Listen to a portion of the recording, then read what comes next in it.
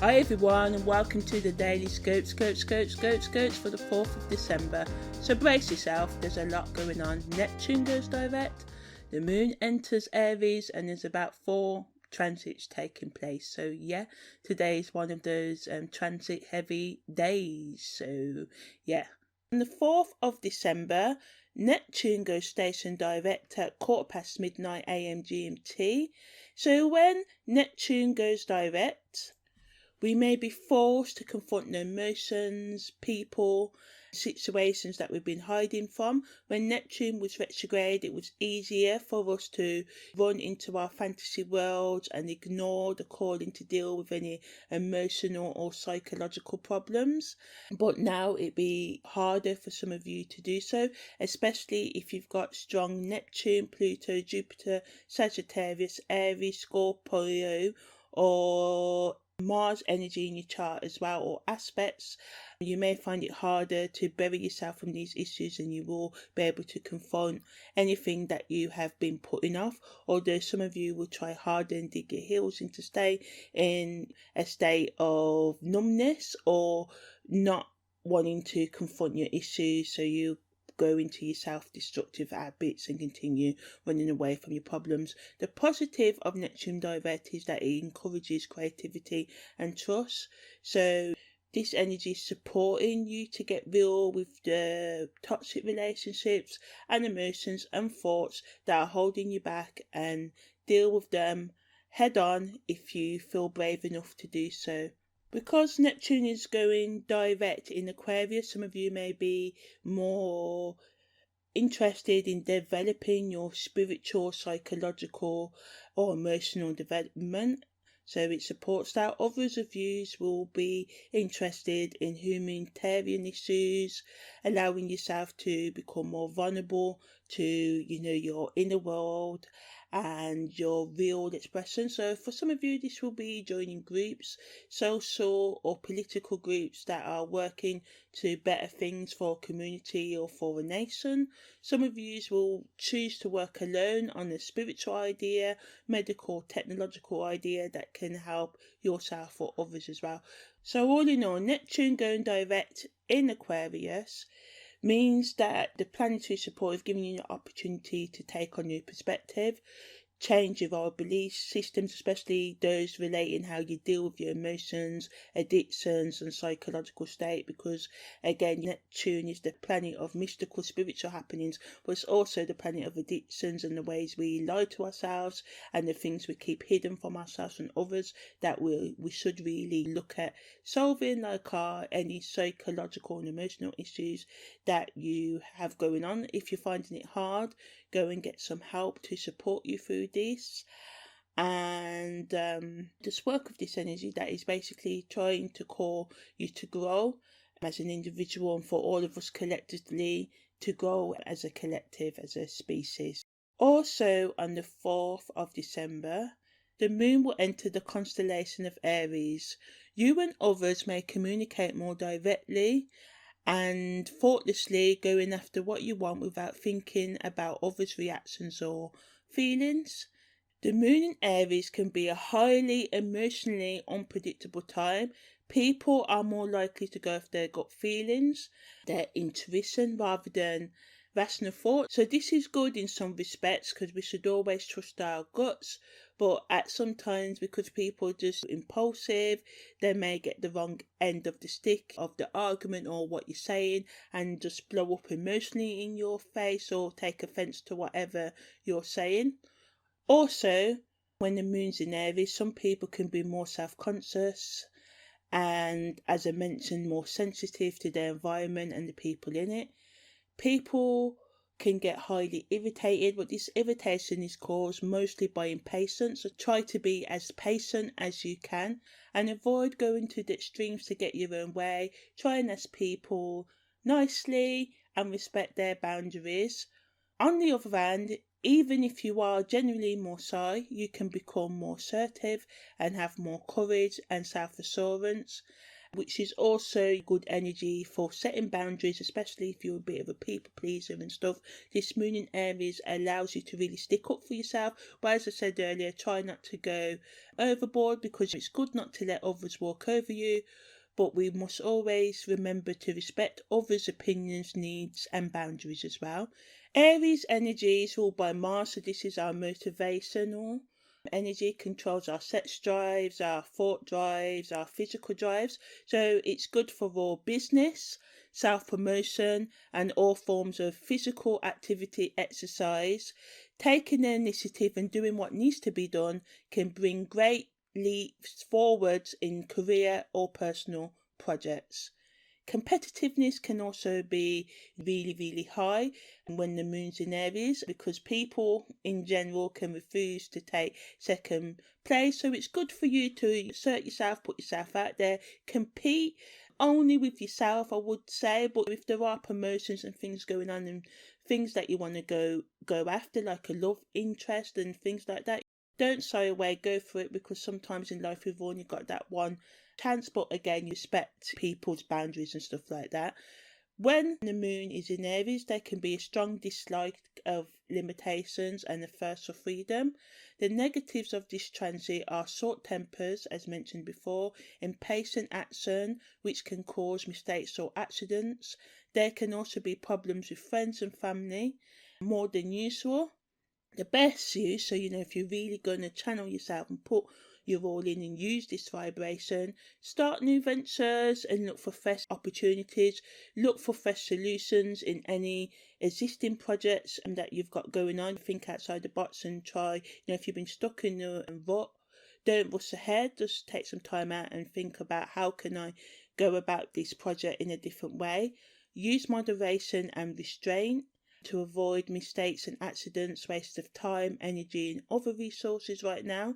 It's also best to think before you act or react, check facts before making decisions and you will succeed.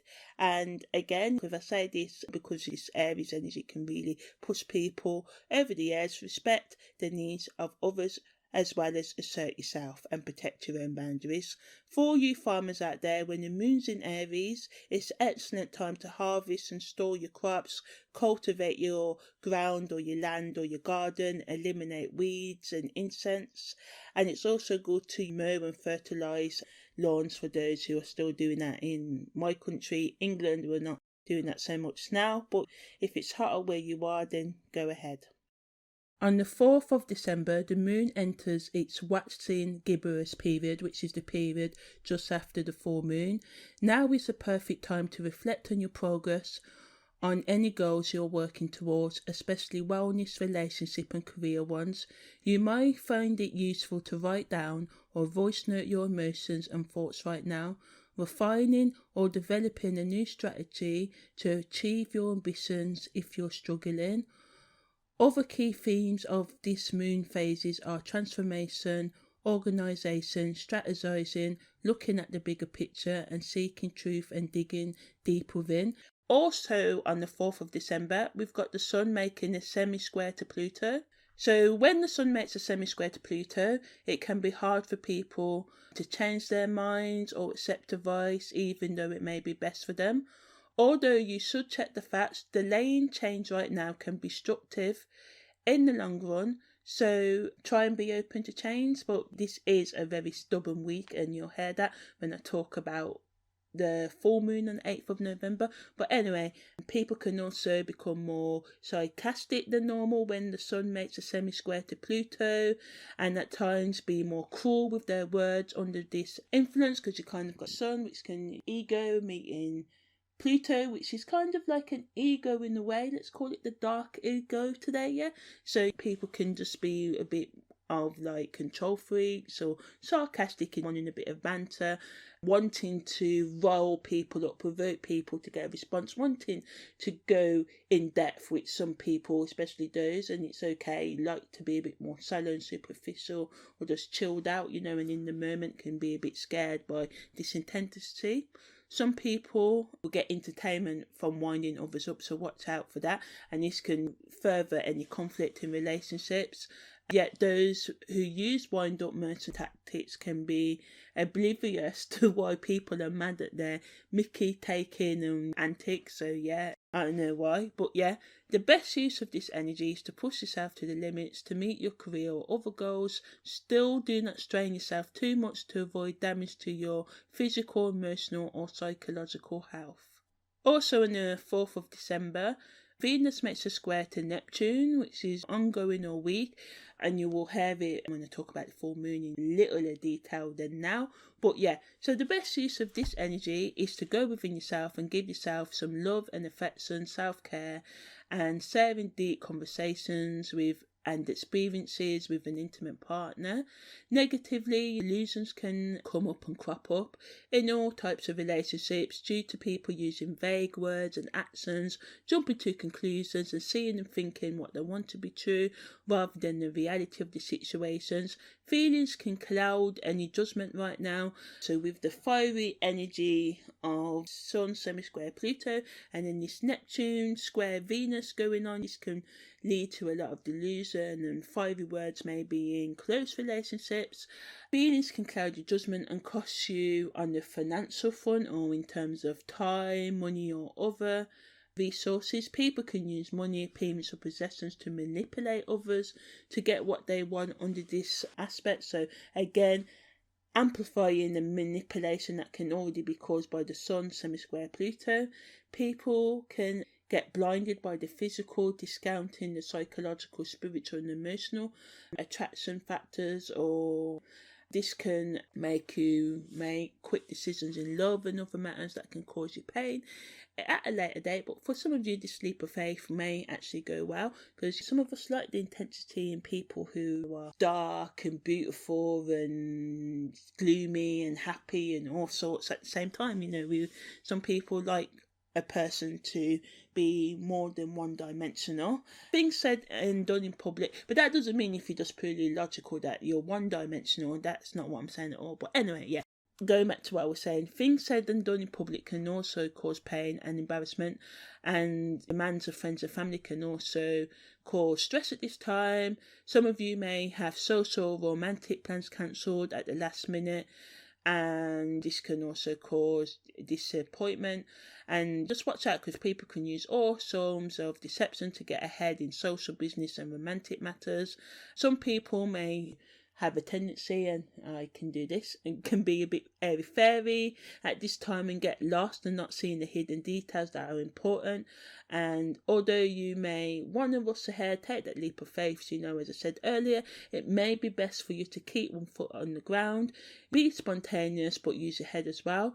This transit is good for content creators to produce content about looking after your inner beauty as much as your outer beauty, talking about relationship problems, date night, and how each person, even if they are in a relationship or even if you are single, should date themselves, get to know themselves, love themselves, and treat themselves as if they were their own partner. But if you've got an actual partner, treat them this way too.